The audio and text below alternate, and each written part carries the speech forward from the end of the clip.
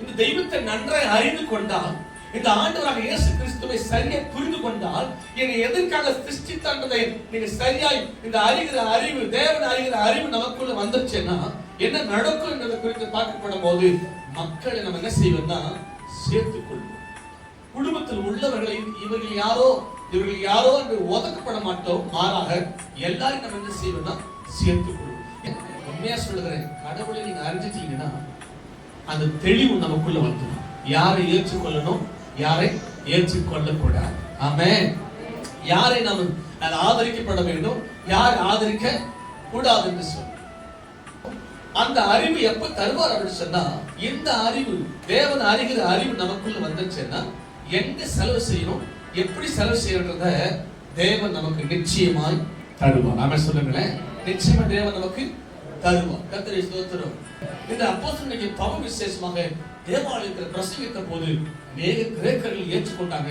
ஆனா ஒரு சில யூதர்கள், சொல்லுங்க சில யூதர்கள், நீங்க தொடர்ச்சி வாசிக்கப்படும் போது 4 வசனத்தில் 5 வசனத்தை வாசிக்கிறோம்.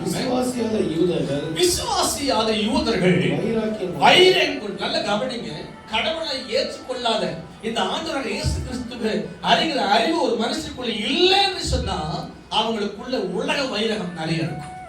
சொல்லுங்க, உலக வைராக்கியம் அதிகமா இருக்கும்.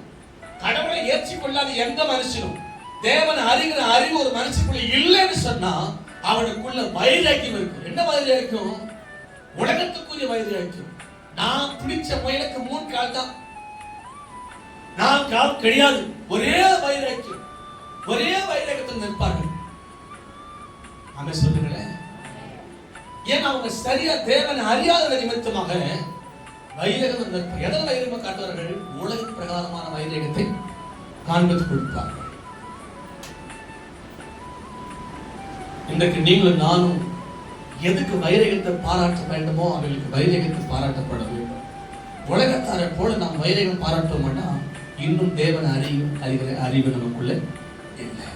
இந்த யூதர்கள் ஆண்டவரை ஏற்றுக்கொள்ளாதவர்கள், ஆண்டவராக இயேசு கிறிஸ்துவை அறிகிற அறிவு அவர்களுக்குள்ள வேண்டாம் என்று சொல்லி போட்டடித்தவர்கள். அவங்களுக்குள்ள என்ன வைரகம் இருக்கு சொன்னா பாரம்பரியமான வைரகம். சொல்லுங்க, பாரம்பரியமான வைரகம் இருக்கிறது. வைரேகமா இருப்பீங்கன்னா நீங்க இன்னும் தேவனை அறிகிற அறிவுகளுக்குள்ள இல்லை. வைரேகத்தை பாராட்டி வைரேகத்தோடு வாழ்வோம்னா இன்னும் நம்ம தேவனை சரியா புரிந்து கொள்ளப்படலைன்னு தானே அந்த உணர்வுகளோடு நாம் இன்னைக்கு திரும்பி வாழப்பட வேண்டும்.